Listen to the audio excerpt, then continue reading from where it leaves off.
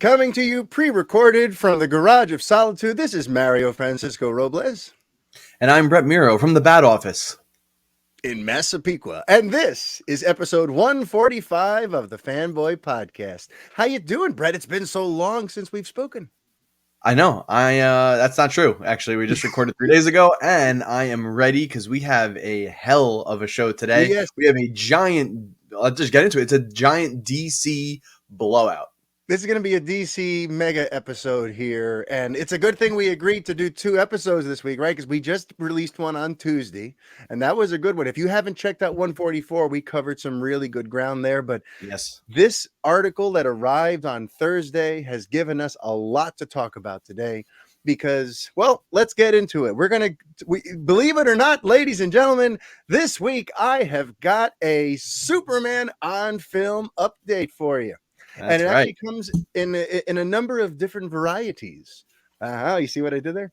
Yeah. Before we get into the one that's actually from that publication, earlier this week, in fact, right after we uploaded episode 144, an interesting rumor hit the net there, Brett. And that is, it comes by way of Jeff Snyder, the In Snyder, and formerly of The Wrap, and in general, a fairly well-known and well-respected film reporter. He let it be known that Ta-Nehisi Coates is getting ready to turn in his draft of the Superman reboot that he's working on with J.J. Abrams. And that's like the first thing we've really heard about this damn thing in over a year. So that We've been dreaming about it. yeah, like in and of itself, that is an update. The fact that, well, look, because remember, originally it had been said that it was going to be turned in like December. And here we are in April. So with all these months passing by, you wouldn't be an idiot if you kind of thought maybe that project just disappeared like any number of other DC projects that have vanished over the years that were mentioned at some point. But according to Jeff Snyder, Ta-Nehisi Coates is getting ready to submit his draft of the script. So that project is still alive. No one really knows fully what it is. Everyone, the word on the street, the rumor continues to be that this is a film about a black Superman, but we don't know. We don't have any confirmation on that. We still know basically nil, other than the fact that it's got Ta-Nehisi Coates. It's produced by J.J. Abrams, and it's about Superman. So whatever it is, it's still alive, and someone's going to be reading a Superman script soon and presumably making a decision about whether or not to make that damn movie. But now we get to part B of the Superman on film update for the week, because who knows if they're going to be interested in what Coates writes, because it looks like we might be heading towards like a reboot of DC, but one thing at a time. The big thing that came out of this Variety report that came out as it pertains to our boy Superman, our big blue Boy Scout, is that according to some well-placed sources, the head of Discovery, or Discovery in general, feels like Superman. I'm going to put it exactly the way they did, because this wording is very, very interesting. So I'm going to read you just a whole little section here from the article. Discovery insiders believe that although DC has achieved cinematic success with recent films such as Aquaman and The Batman, it lacks a coherent creative and brand strategy. Discovery believes that several top shelf characters, such as Superman, have been left to languish and need to be revitalized. So, full stop, okay? In layman's terms, the new boss is walking around the offices going, where the hell is Superman? I bought Warner Brothers in DC, and you have Superman, the arguably the most important superhero character ever. Where is he? What's going on? Why has he been left to languish? Why has he been left to lose relevancy and sit on a shelf?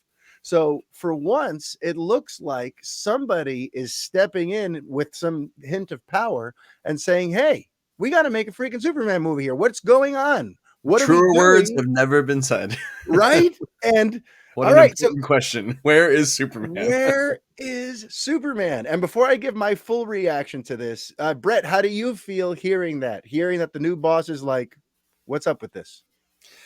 It's amazing to me that no one prior to this has been asking that question. Yeah. Maybe they have, but they've been silenced. I don't know. Yeah.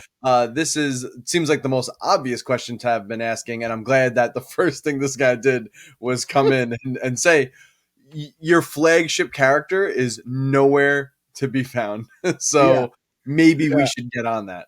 Yeah. I Uh, love that the so ink isn't it's great even news, dry on the deal yet. And he's right? already like, all right, so where is he? Yeah. What's the big plan here? Huh? What's going on?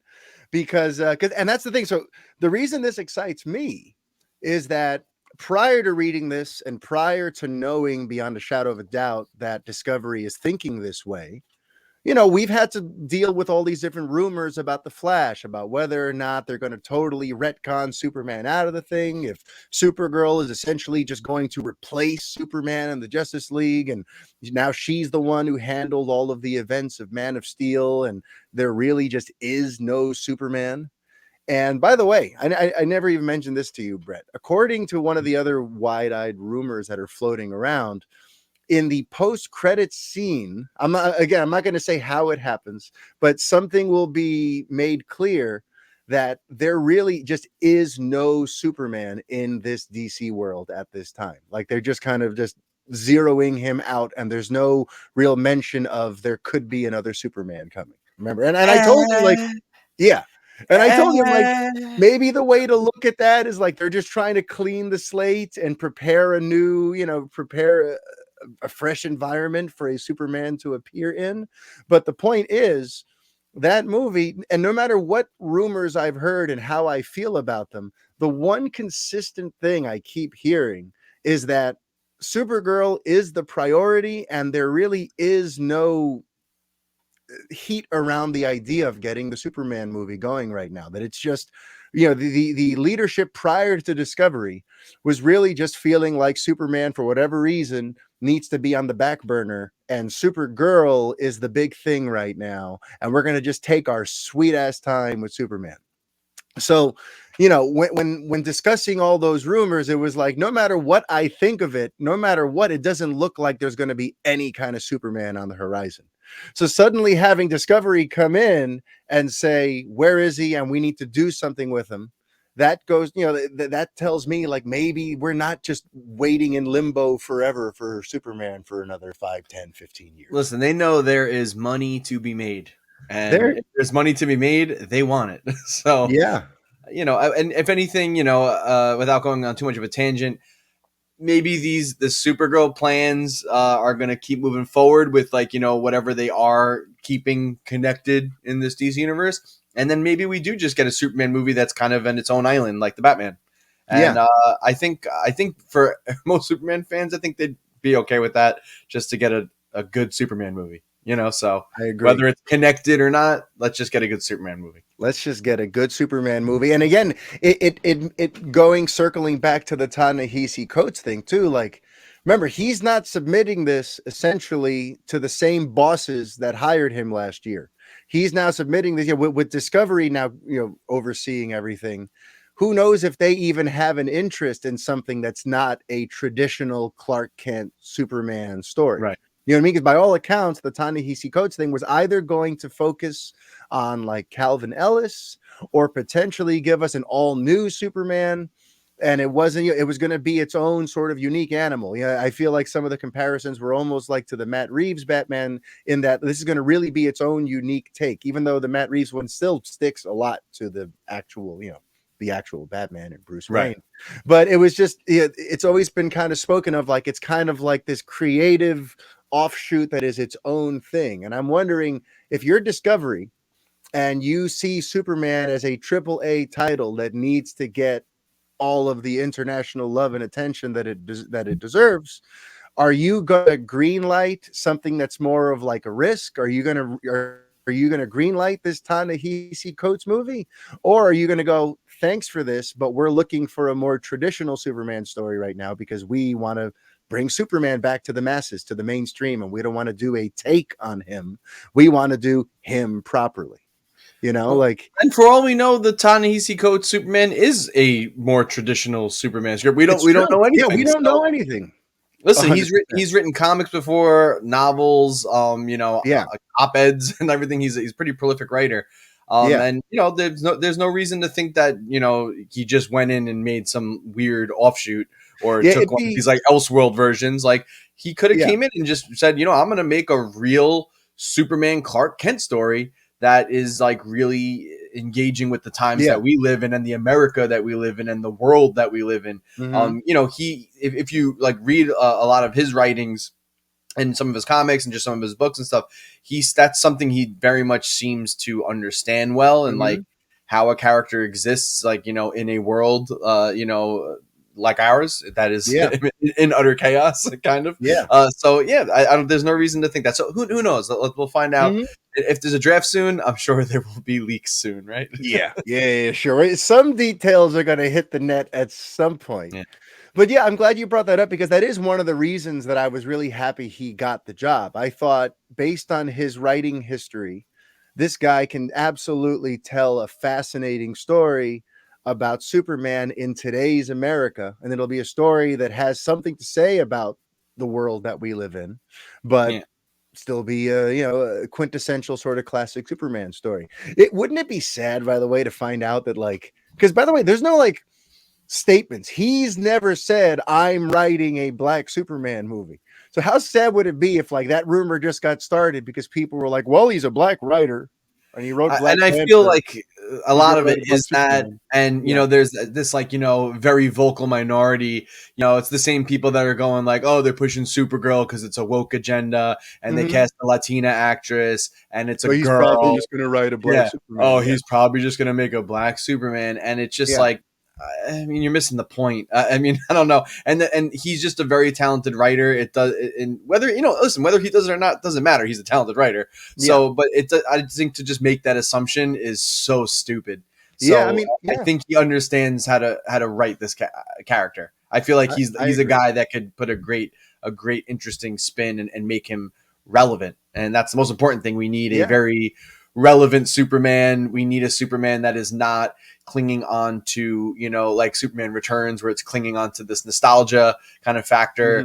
Mm-hmm. And Yeah. arguably Man of Steel, which I mean, I thought was very relevant actually in a lot of Yeah. ways, but for some people, it didn't quite, stick the landing, so to speak, or like, some people thought that Snyder's version kind of missed the point of the character in certain aspects. Yeah. So, yeah, I mean, like a great analogy is just like what they're doing with Superman on Superman and Lois, and how really how they're handling him there, I think is a really excellent blueprint. I agree. I mean, Ta-Nehisi Coates has a million different ways he could go with this. I'm excited to hear that script is still apparently happening, and Abrams is still attached to all that. But again, let's see what the current DC landscape, see how the current bosses handle this.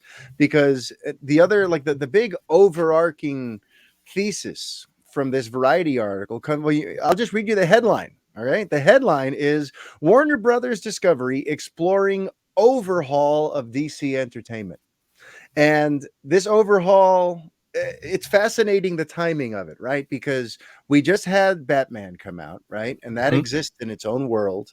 And I feel in a lot of ways like the DC universe has been in kind of a state of limbo for a while. Post Justice League, a lot of the interconnected DC universe has kind of been a bit of a patchwork. Aquaman was connected to things, but also kind of went in its own direction. Shazam was connected to things, but again, they couldn't show Henry Cavill's face, and there were certain limits to how connected it could be, right? Birds of Prey was connected, but it kind of pushed things in in its kind of own unique direction and kind of set itself apart from Suicide Squad, David Ayer's Suicide Squad. And then there was Joker, which was connected to nothing, which we'll get back to in a second. And then there was Wonder Woman 84, which is connected, but kind of It's like a retconning. prequel-ish. It takes place Yeah, earlier in the timeline, so kind it's of, not kind of its own island as well. yeah. And honestly, like until we get this next wave of films, until Black Adam arrives, until Shazam 2 arrives, but especially until The Flash arrives, the course for the future kind of remains up in the air. Like the world is still kind of waiting to see what this new DC universe is going to look and feel like, because everything has been a little bit scattered these last few years. And I've been calling it like the slow moving reboot. This has been a slow moving reboot for the Yeah. last 6 years. And hearing that Warner Brothers Discovery is considering an overhaul, it's like, but we're in the middle of an overhaul. Like, we haven't completed it yet. We're in the middle of the birth of the new thing that they've been building for the last several years. And it might have come all sooner without COVID too. Everything's on a delay, but it's like Right. the new ownership has been preparing what the future of DC looks like little by little. And right now, the new owners are going to come in and they can basically decide to pull the plug on the reboot and reboot that. And It's it makes more sense now too with that string of delays we just got like a week or two or whatever ago. yeah. It's like, oh, I wonder if it was because of this whole thing. That is an interesting thing, because even though the deal just got finalized, they've been having conversations for months and months and months. I feel like I first heard Yeah. about Discovery like 6 months ago. So listen, I'm no business guru, but you'd have to think the new boss, like when it's looking like this deal is on the horizon and the lawyers are just looking at things, you have to think that the new boss could step in and be like, hey, can we just pause all that stuff you're working on until I'm actually in charge, and then we can assess what to do with all that 1,000%. content. Yeah. Yeah, I hadn't even made that connection, but Brett, you're good. That's what Yeah, I'm here. but again, the timing of this is fascinating, because again, we're amidst an overhaul. We are in the middle of an overhaul, and now someone wants to come in and potentially overhaul the overhaul. We're going to reboot the reboot. Yeah. But let's talk a little more about what is said in the article. So one of the things, and I've got the banner here on the screen for the last several minutes, this idea of like a DC studio. So Warner, the article doesn't say this, but the way that they're streamlining everything, the way that the Discovery people, Zaslav, seems to be sort of consolidating powers and trying to, as he puts it, this is all in an effort to have the disparate elements of DC more closely aligned in order to maximize the value, whatever. They're trying to like consolidate all these departments, and they're trying to simplify things, Right. because they see that the DC IP is a critical and important one for Warner Brothers, and for now Warner Brothers Discovery.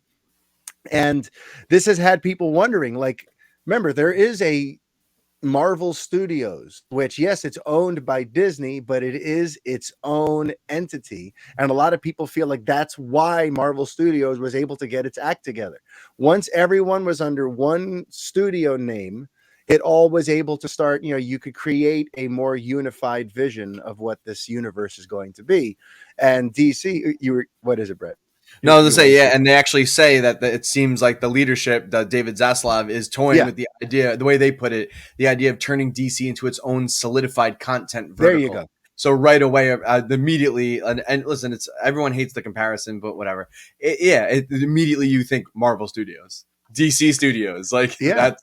It's going to be its own little house. Yeah, of course, it still has to report back to the head honchos, but for the most part, they're going to be their own little subsidiary and just pumping out streaming games. It's going to be involved, their hands in everything. And listen, Marvel's doing it. We see how they've gotten to games now with the Avengers, with the Sony Spider-Man deal. So we have those Insomniac Spider-Man games. We're getting a Wolverine game coming from Insomniac in about a year or so. So yeah, that's exactly what they're doing here. Warner Brothers, I believe, still owns Rocksteady Studios. That's making the new Suicide Squad game that just got delayed, and that made the Arkham series. And they still have WB Montreal, who I think currently is working on that Harry Potter game. But you can imagine, I'm sure, like after that launches, they'll probably get stuck on a DC project. So maybe we'll get a Superman 64 reboot. Just what the world needs. But that's 100% where my mind's going with it. So, and honestly, though, it's about time. If they finally get everything under one cohesive, coherent, unified vision, so that everything happening on the screen has something to do with, on the big screen, also has something to do with what's happening on the small screen, and as well as with the video games, and everything is working together. Like, it's about time they do that, because Discovery may have just bought Warner Brothers now, But Warner Brothers has owned DC since the late 1960s. And it's taken, and they still haven't really gotten it all together on Right. how to maximize that IP. You know, that's always been the thing that's chapped my ass the most out of like these Marvel versus DC things. I'm like, Marvel Studios only began existing like 15, 16 years ago. And look what they've been able to do since 2007, you know? Yeah. Meanwhile, Warner Brothers has owned DC outright. They didn't have to go and like wait for the rights to revert back to Right. them like Marvel did. Like they've owned every single DC character since like Everything in 1969. house, and they've just been Everything. like, And "Hey." yet they still never just made one DC house that everything comes out of here and there is a, you know, there is a central guiding force here, you Right. know. So if they do end up pulling the trigger on a DC Studios type of thing, I think it's long overdue, and I'd love to see what comes of that. But what's interesting about it too, the article makes mention that if you're going to do this, you want to have someone who leads the ship, someone who kind of steers things. And the Variety article makes mention of essentially like a Kevin Feige type of figure. Let me read to you what it says in the article about this. So, before the merger closed, Zaslav vetted candidates with experience in creating and nurturing blockbuster intellectual property with a goal of potentially finding someone to serve as a creative and strategic czar, similar to what Marvel has in Kevin Feige. And then they go on to mention that, you know, there was someone from Fox who they were looking at, Emma Watts, but it doesn't look like she's going to be taking that job. Then they add, one insider suggested that Zaslav was less interested in finding a creative guru and more eager to hire someone who had the type of business background needed to keep all the different factions at DC working more harmoniously. So that's interesting. It not being a creative guru per se. It looks like, and that's a funny thing though, because Kevin Feige isn't really a creative guru. Kevin Feige is a very smart film producer, but I don't think he's ever been the guy who like puts the pen to paper and says, these are the stories we're going to tell. You know, Right. he's always just been a savvy producer who understood the formula for how to make a successful universe like this, you know, and it's all about the approach and how you adapt it and finding the stories that mean the most to the fan base and trying to do them justice and you know, really representing these characters in ways that are recognizable and identifiable, but also kind of, you know, breathe some new life into him. You know, I think his genius isn't that he's a Marvel Comics buff. His genius is just he came up with, you know, the overall game plan for how to make this IP fly. He's just a really smart movie producer. Right. So with that in mind, you know, we had this conversation a couple years ago on the Revengers where we were talking about who should lead DC. You know, everything is so destabilized. They should have someone calling the shots. And I'm going to put you on the spot. Do you remember who we basically unanimously anointed for that job? I have a feeling we said Jeff Johns. No, no. I mean, that's oof. You just opened up a whole can of worms Yeah, there. I know. It was No, either at the that or time, Jeff I knew Johns who was the other. in the mix already. He was already Right. kind of, you know, he had been head of DC Films. I'll remind you, but I'm So just what? putting you on the I spot. I think I know who it was. I'm gonna feel dumb if I guess wrong again. Well, Did we say James Gunn? no, we didn't. All Well, then right, but I don't see, remember anything. Who's the you you Revengers? you remember nothing. Who are the Revengers? That day, we walked away going, J.J. Abrams is the That's guy. right, Jar Jar Yes. Abrams. We were, because at the time, this might have been at some of the earliest points where it looked like Warner Brothers was looking to buy Bad Robot, you know, to buy his production Right. shingle And there were and probably bring him. Superman rumors back then, if I'm not Yeah, mistaken. I feel like yeah, they yeah, went way back with that. So yeah. yeah. So it's funny to think what a difference a couple of years makes. But at that time, we were convinced that J.J. Abrams was going to be the guy. So I'm just curious, like, how would you feel about that today? Does 2022, Brett, think that J.J. Abrams is the man for that job? You know, it's interesting because the way, you know, like which I don't think just really had anything to do with necessarily all to do with him, but the way like Hmm. the Star Wars trilogy Yeah, turned out. Granted, I don't know how much of like a godfather he was to that. I mean, he kind of got like stuck. He wanted to direct the first one. He did. He passed the torch, and then he kind of got like roped or stuck into doing episode 9. And yeah, so, because Colin but Trevorrow left, and there was yeah, that was a mess, and I think it was very mismanaged by Disney at that point. I don't think they really had a vision for it. So I don't know like how much to blame on him, but that does sour it a little bit just yeah. because he was involved. At the same time, like all the stuff he's been involved with, I really like. Listen, the Mission Impossible movies he Hmm. directed and been a producer on, we Yeah, both are huge fans of those. We yeah, both love the Star Trek reboot, and I know that's not necessarily pulling like different franchises in, but he understands how to like he understands how to reboot things. He understands like I think what fans want. He understands lens flares, So it's so I'm a yeah, little soured, after the Star Wars yeah. trilogy. Like, yeah, I'm trying to think. Like, I know he's probably produced a ton of stuff since then, but like, there hasn't been like a big film from him with his Yeah, I name think he's been on it in a laying while, low. right? Yeah, Yeah, I don't think we're the only ones. I feel like a lot of people kind of backed away a little bit after Rise of Skywalker. And it's funny because we had that conversation on the Revengers in early 2019. So this predated the Rise of Skywalker coming out at the end of that year. And it's right. just funny to think what a difference a few years make. Because Yeah, yeah, early in 2019, to me, it was like 100% that would be a genius play. Now after Rise of Skywalker, and like I feel like his brand has sort of cooled a little bit.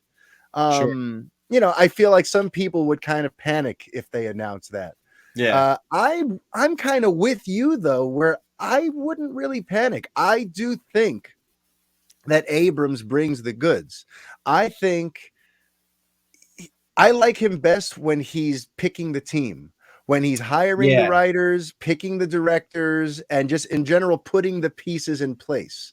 Sometimes when he's actually in the director's chair, I think he gives in to his penchant for nostalgia and like aping his heroes too much. We're like, we get it. You love Steven Spielberg and you love George Lucas, but like, don't just riff on what they did already. People want something, new. So I also sometimes think he bent to the studio a bit with the Star Wars. I feel like yeah, Disney kind of, moved his hand a little bit, maybe more than he wanted to. Um, maybe. I Yeah, think he made the right move with the Force Awakens with the nostalgia play. I know people I go, "Oh, it was agree. just a retread," but I think he did in order to reestablish it for the new Yes. trilogy, and then they just kind of, I don't know. Oh, whatever. It depends how you feel about the Last Jedi. Yeah, I yeah, yeah. actually like the Last Jedi, so I mean, they yeah. shit the bed by not following through with that. But that's my opinion. Well, the rise of Skywalker bringing back the Emperor and all that, like he definitely let us So down a little bit. Huh? Palpatine is the law. Palpatine is back somehow Somehow Palpatine is back. Palpatine because J.J. Abrams decided. because Disney decided we So need to look, get yeah, like this. So for me, if they were to announce tomorrow that J.J. Abrams is basically kind of like assuming the leadership role at DC Entertainment, I would not be at all upset about that. I would just want to be no, certain that he's like the general manager, hiring all the members of the team, but then letting them go play ball. I don't want him on the field calling plays and doing all that stuff right. because I do think sometimes he tends to lean too much on the nostalgia and retreading some stuff. So that is kind of my take on that. But yeah, I have a feeling it's probably going to be someone we've never heard of. Just like most of these, Hollywood executives that we read about in these articles. It's like I didn't know Walter Hamada before they hired Walter Hamada. I didn't know who Toby Emmerich was really before they hired him. I don't really know that world of film executives. Yeah, I mean, listen, But who knew Kevin Feige before this guy? exactly, yeah, yeah, yeah. I never heard that So name before. Now he's like a household name. So they're going to find some energetic young producer person who seems to kind of have an idea for how to bring it all together, and they're going to give them that job or not. Because that was another thing too in the article. It's interesting that they mentioned that as before the merger closed, right? And they mentioned that they were considering Emma Watts, who didn't take the job. And so it doesn't sound like they actually are still pursuing that anymore. Right. And on the contrary, later on in the same article, they mention Walter Hamada, and they kind of summarize his run and talk about his future a little bit here. They say, under Walter Hamada, who took over DC Films from John Berg and Jeff Johns in 2018, the unit has achieved more consistency in terms of both the critical and commercial reception to the company's movies. He is under contract until the end of 2023 and could play an important role in whatever Zaslav has planned. So that's another part to factor into this too, where yes, they were looking for some sort of mega producer type who could come in and simplify things and, kind of run DC, but it doesn't look like they're actively searching for that anymore. And if the Variety report is to be believed, Walter Hamada is still going to be around at least another year and a half, and they seem to view him as someone who's stabilized things and could still be a very vital part of the team. So, what? Well, this brings up a good question. Go I for it. think now, prior to this, this little overhaul or these rumors that we have Mhm. here, WB was trying to be a filmmaker driven studio. Yes. Now, if we do get some Kevin Feige type in there, that's kind of like, the overseer, is that still the case? I'll pose the question to you and to our listeners. Like, do Yeah. you believe that the Kevin Feige run Marvel universe do you think Marvel Studios is a filmmaker driven studio? How do you feel? Not at all. But Not it's at weird all. though, because for some directors, I feel like it kind of is. That's But true. for the If your name is majority, James Gunn, yeah. if you're James Gunn or you're Ryan Coogler, yeah, maybe James Gunn or Ryan Coogler, it looks like you kind of have a little bit of more freedom. yeah. But Well, everybody Taika else, Waititi's kind of doing his thing too. But yeah, yeah. Now that he's in the mix, yeah, for yeah, sure. Because he only did Thor Ragnarok so far, right? That was the yeah. only one he did. But Yeah, he's now got Thor: Love and Thunder coming out. It's yeah, coming out in like 10 minutes, even though there's no trailer for it. But that's I another know. little story we can get to at some point. Yeah. But yeah, So it's like I don't know. Like, would you call it that? No. So like, is that still the case now? Or are we still? Because now when you look at something like James Wan covering Aquaman, hmm I would say he's they chose him for a reason. Because yes, James Wan has a type of movie that he makes, he has a style. You look obviously with Matt Reeves, he definitely has his own vision and thing going on with the yeah, Batman. Patty Jenkins, I mean, definitely has a thing that she's doing with Wonder Woman. I know like it hasn't been the most successful, of the bunch. I like both movies. and can we put that on the poster of the next Wonder Woman movie? Patty Jenkins definitely has a thing that she's doing with Wonder Woman. Brett Miro, the Because fanboy. I don't want to say like it's because it's not like something that's like as I think standoutish as like Yeah, it's not as obvious. James Yeah, Wan's Aquaman, or it's not yeah, obvious, especially because Wonder Woman 2 was just basically like a Christopher Reeve Superman movie, basically, yeah. for better or for worse. Uh, More like so it's like, Superman yeah, you look 3, at, but yeah.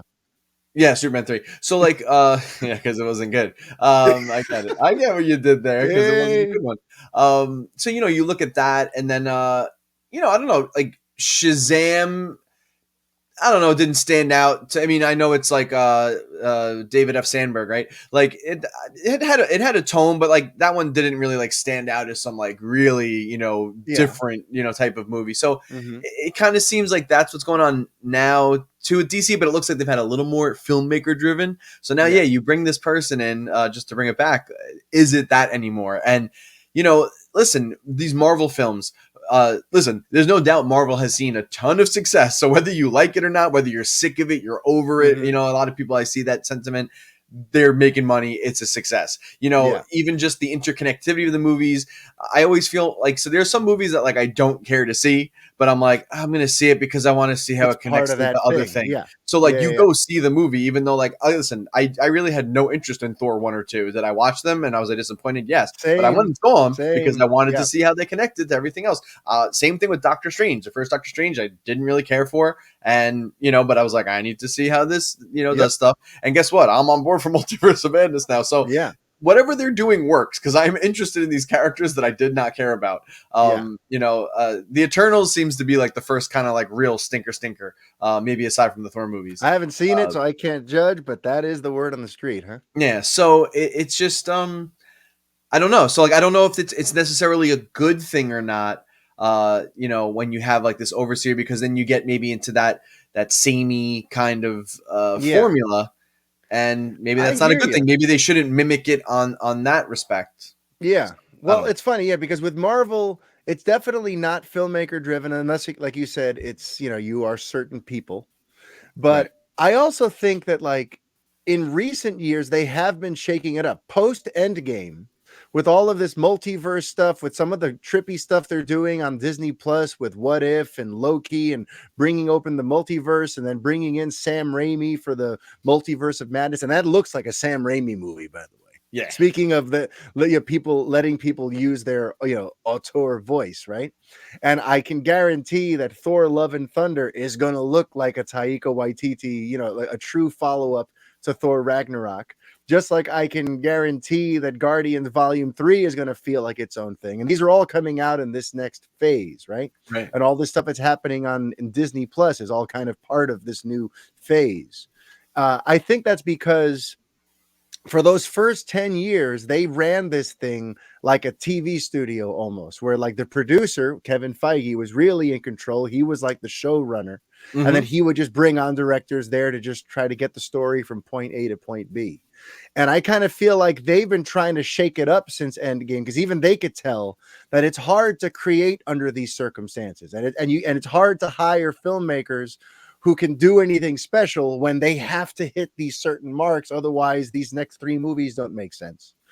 So I kind of feel like they learned their lesson about kind of micromanaging everything way too much, but Or they gained the goodwill with it. They yeah, said, they gained we're the going to do it this goodwill. way, gain all the goodwill, and then we're going to be free to And now let's do. get weird with you. Yeah, Yeah, now let's give you some trippy now let's stuff. go cosmic. Oh, you did it. We're I going did it. cosmic. That's what I'm here But for. so going back to DC, yeah, I kind of get a sense, but you don't have to worry about that for now, because something else mentioned in the article is that Discovery has kept an eye on the Joker. And the fact that Todd Phillips Joker movie made like $1 billion, and it wasn't connected to anything. It was just a unique way to exploit this beloved IP. It was handled in, well, I'll put what they said.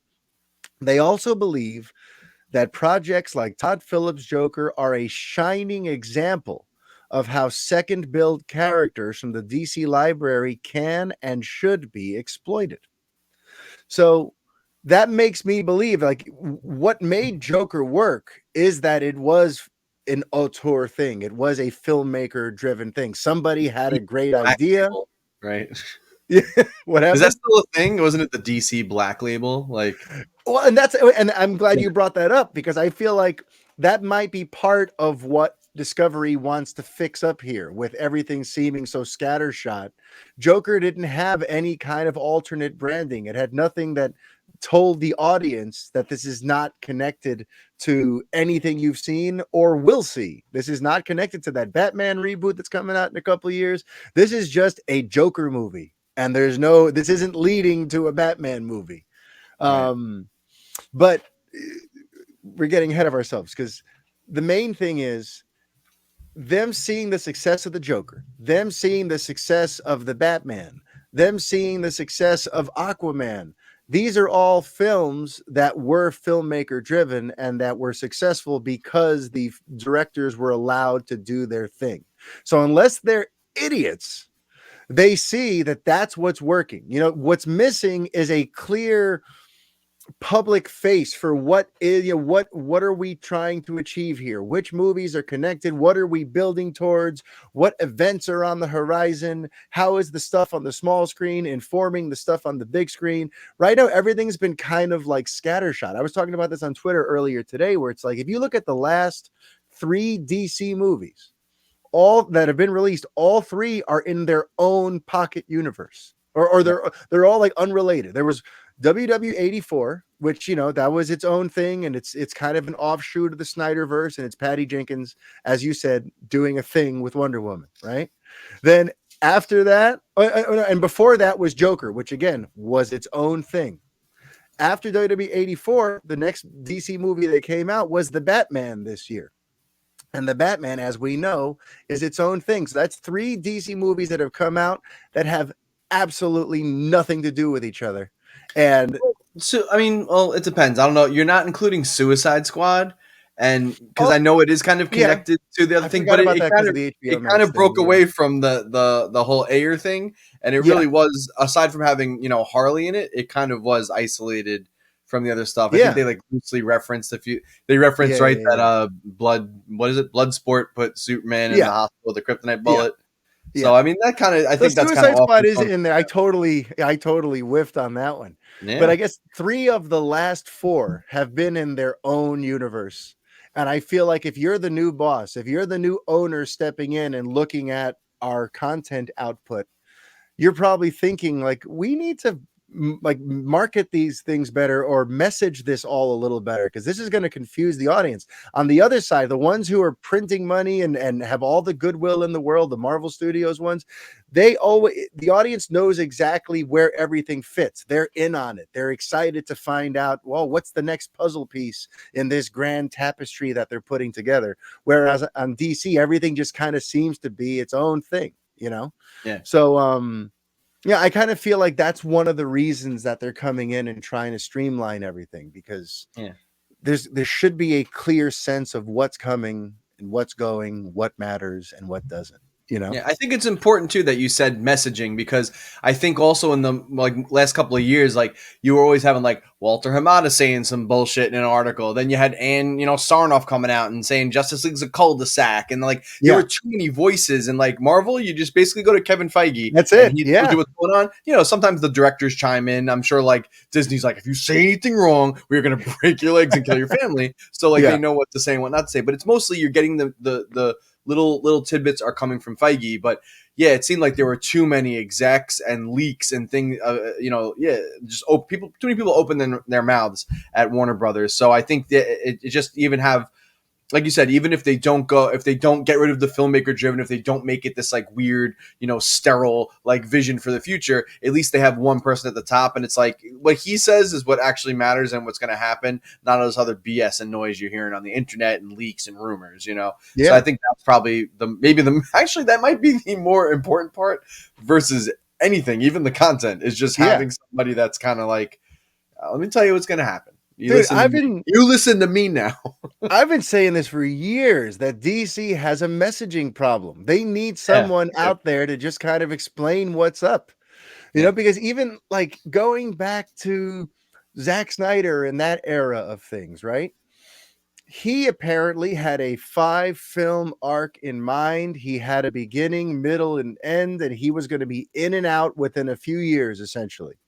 And that's what he was trying to do. And yet, the people from DC and Warner Brothers, when they'd be out there making announcements and doing interviews, they were giving the impression that no, this is going to be like our MCU. There's going to be a million solo movies and spin offs and team up crossover Right. events. And like, but that's not at all what the guy you hired to do is doing. Yeah. And that was ended up being one of the reasons why the two sides clashed. And Warner Brothers kept kind of changing its mind. First, they greenlit him to do this thing, and he's in the middle of doing this thing, and then they Mhm. decide they want it to be something else. And they're telling the public one thing, but Zack Snyder is making another thing. You Yeah. know, they've had a messaging problem for a very long time. The same thing where there was a period there for years where like we would just constantly hear about things that are getting a green light or that are in development that would never see the light of day. There's so many movies that just disappeared, whether it's That like was Booster laughable for Gold. a while, man. When you look Yeah. back, there was like every day was a new movie announcement, and then it was just like, eh? We should do like a top 10 list of like the DC movies that just never got made that were Yeah. announced. But you used to put Booster Gold, Nightwing. There was like a previous Batgirl Lobo. iteration, Yes. Lobo. There was Steven Oh, Spielberg Black Hawk movie. There uh, was the what was the one with the people and the Anna Duvernay? Is that her name? Oh, the New Gods. Yeah, New that's another Gods. one. Yeah. Oh, yeah, So I've been saying forever, like DC needs to get its act together because its public front doesn't look great.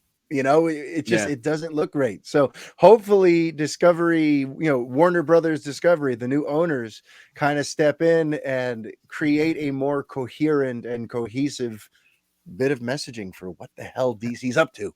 How bad is that name, by the way? Warner Brothers Discovery. Like, You know. they just should have rebranded totally into like something new. It's like it doesn't even like I don't know, or they Yeah, could it have been doesn't a little more flow. creative with it. Yeah.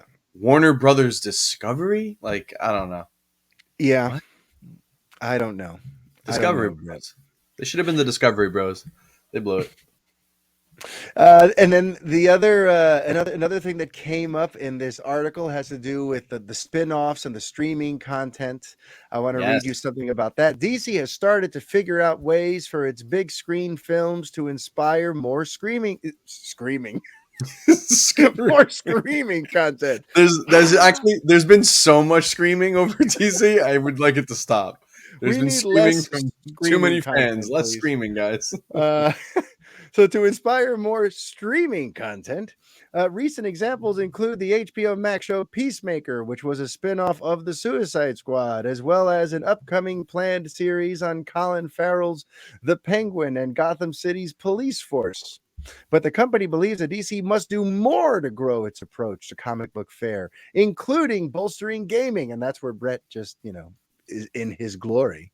I had a game But get. listen, the point is, it looks like Warner Brothers Discovery is coming in. They're considering an overhaul.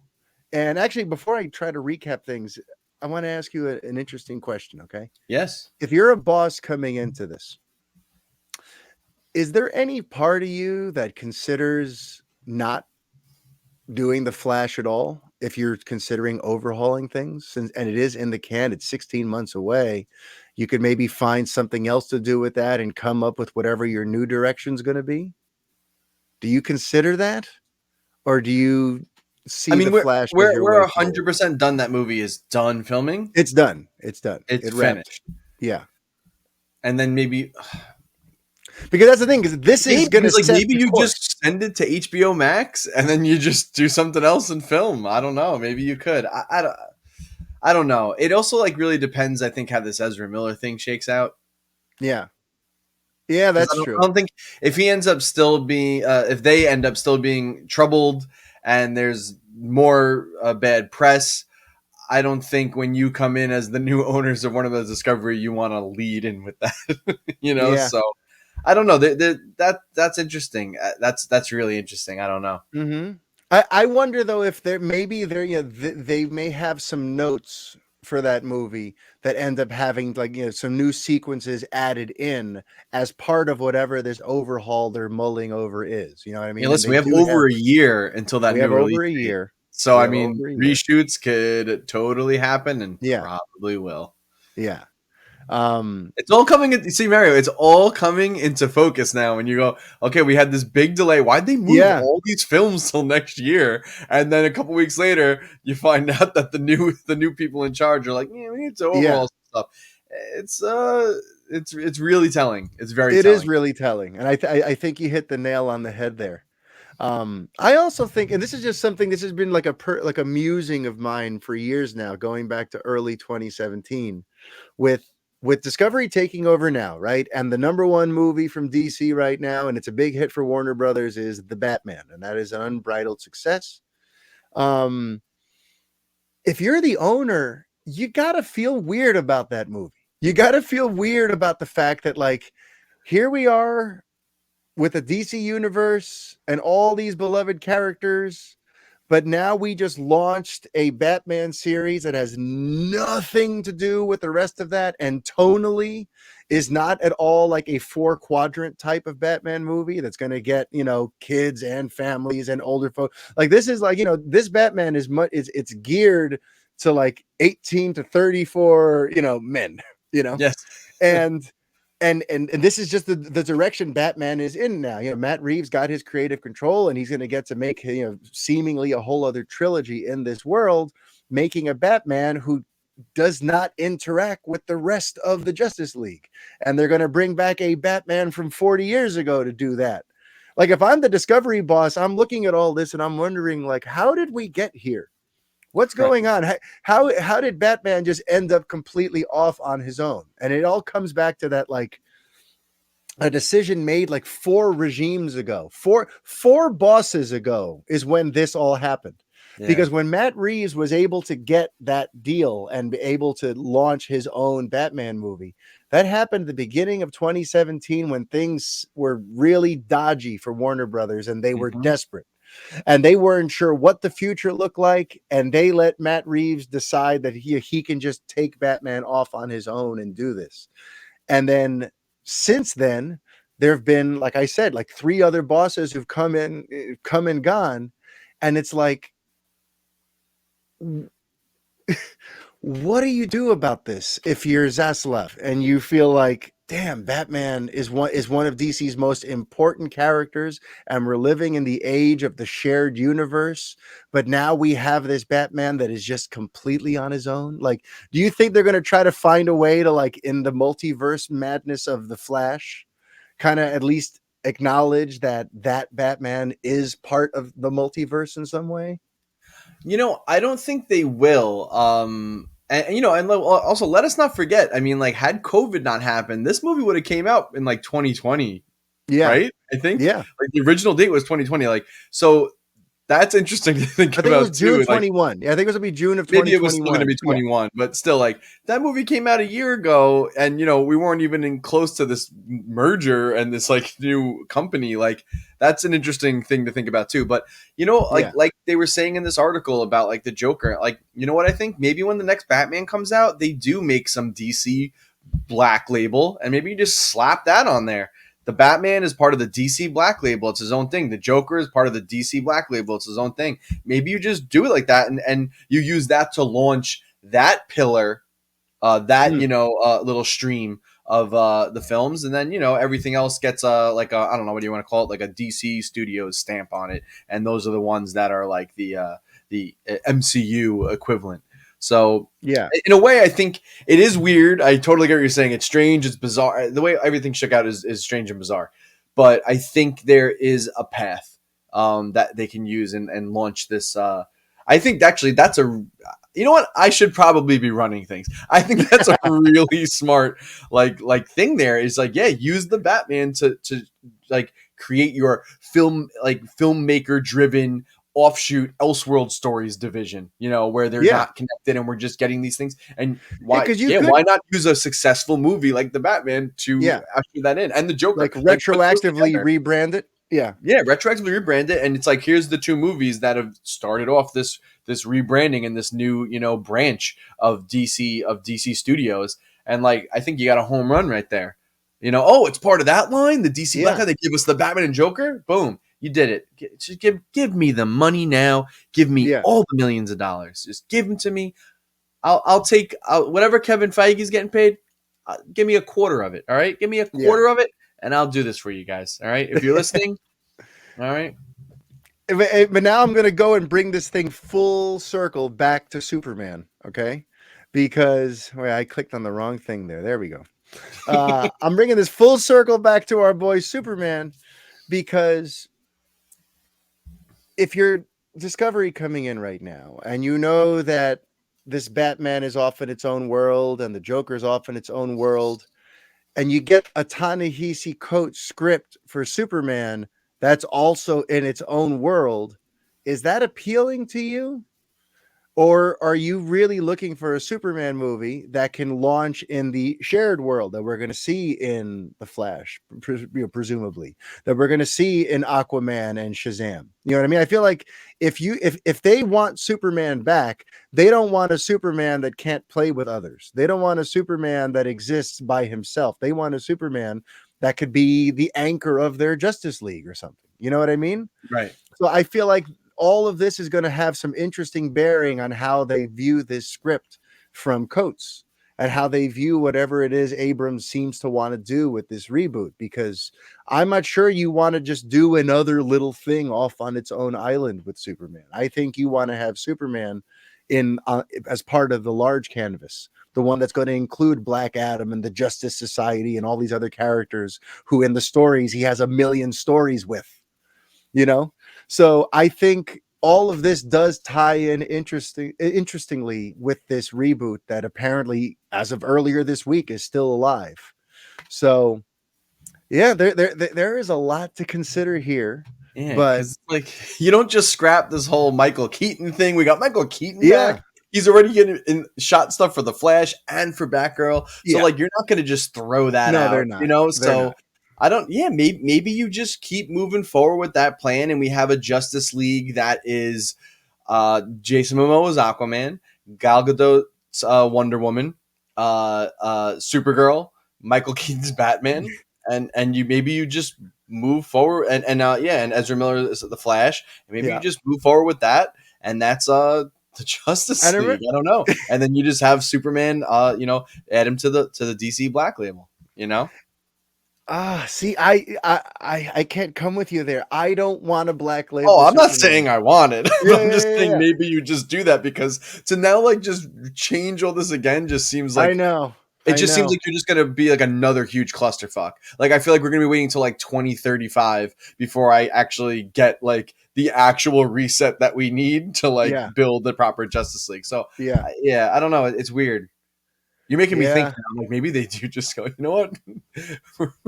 Fucking throw Batgirl in the can, the Flash in the can. Michael Keaton. Here's a couple extra million. Sorry, just go do good movies. I And mean, because I swear you look at the how scattered things have been, and it's like, man, we really need to come up with some sort of unified story here. Some sort, yeah, um, unless you shrink, like I was saying before, maybe you move the Flash down to HBO Max with Batgirl, yeah. and then you start the HBO Max verse.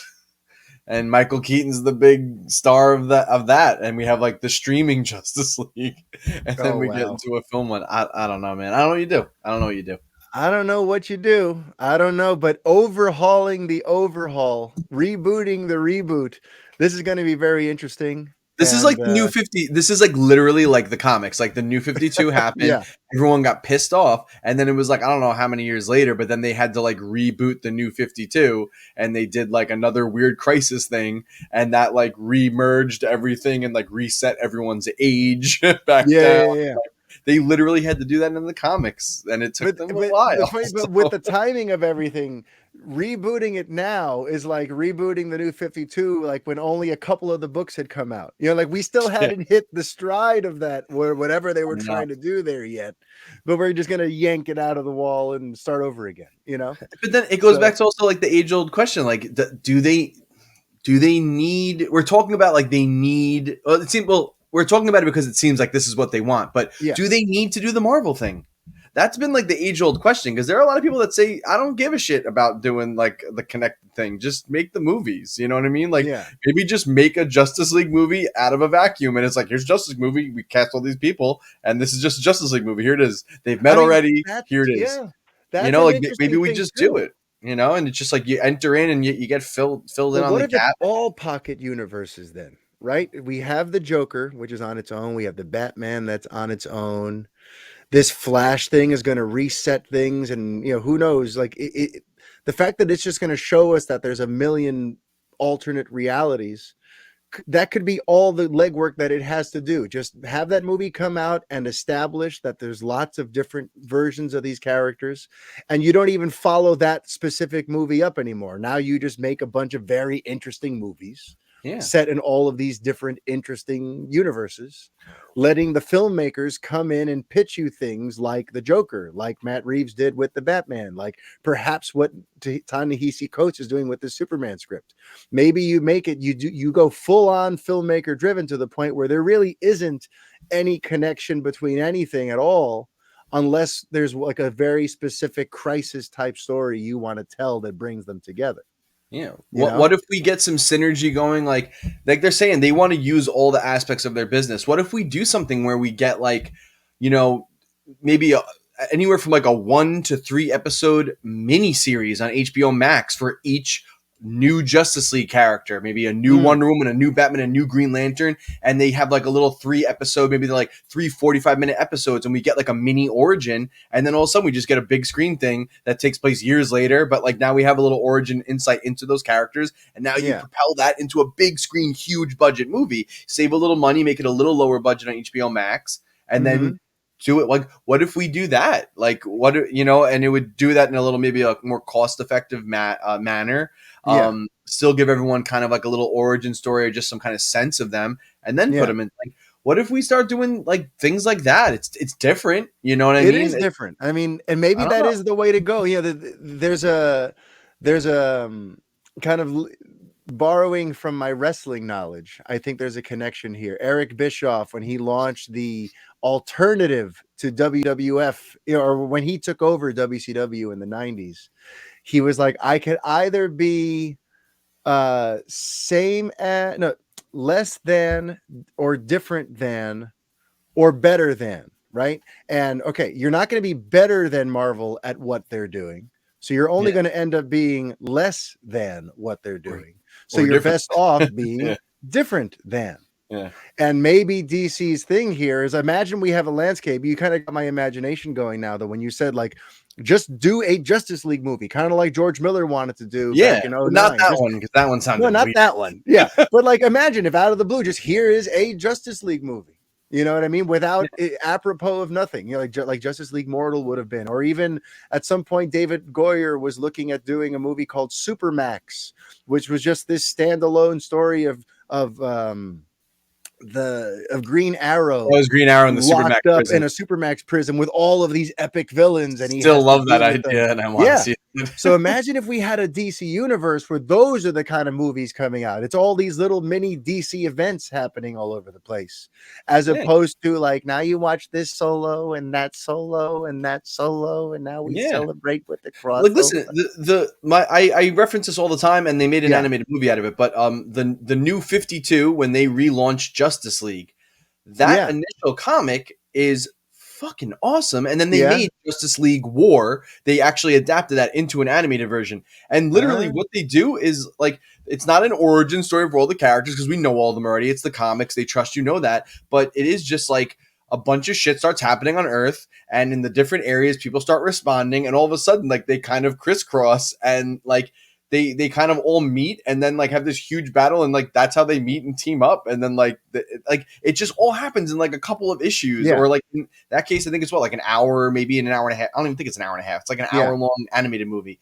and I love that story, man. It's awesome. Like, Batman's investigating something. Green Lantern comes down because that's his quadrant to explore. So they end up kind of crisscrossing. Then Superman, they find him beating the crap out of a bunch of aliens. And then Superman's pissed off because he's been fighting aliens and he sees Green Lantern and stuff. So he's like, oh, you guys must be bad too. So he starts coming after them. And then he's like, whoa, everybody, like, chill out, like, and then it's everyone just kind of coalesces, and it works fine. Like, trust it didn't have this long, crazy build up of here's origins for everybody. I don't need it. And like, why do we need to, like, and listen, maybe you could still have the same, make that Justice League movie, and then maybe you do have a Supermax movie that comes out a year or two later, and Batman shows up in it. It's the same actor from the Justice League movie. We don't have to explain how they met. We don't have to do all that. Like, trust your audience. Like, we're not all kind of like idiots. Going back to what general we said audiences earlier, don't care enough to like bitch and moan about this stuff. It's us big nerds that always get like all like into the weeds on it.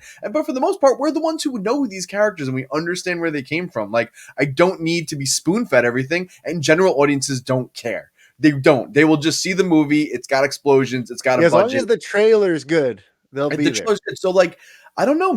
I think maybe that's just do that. Maybe trust your audience. Trust your filmmakers. Trust your writers. Bam. You know what? I don't think I can top that. I think that's where we wrap up episode 145 of the Fanboy Podcast. Trust your audience, trust your filmmakers, trust the characters too. Many of these characters have been around close to 80 years because there's something about them people love. So you find those things that people love and you tell great stories, and it's really not that damn complicated. Yeah. So all right. Well, Warner Brothers Discovery is there's a new sheriff in town. We're going to be keeping an eye on whether or not there is indeed an overhaul. A lot of this is just things that they are apparently considering. But just like the Black Superman movie, nothing's confirmed yet. No, we don't know exactly what's going to happen. These are all rumors. But we'll be here every week to break down how this goes. Yeah. The next couple of months should be interesting. I'm sure after this report, there's going to be a lot of crazy shit going on. So, hey, and I'm going to be... You'll be with the Fanboy Podcast, and we're going to take you through it all. Don't you worry. You're in good hands. You're damn right. So, everyone, until next week, life is chaos. Be kind. Adios.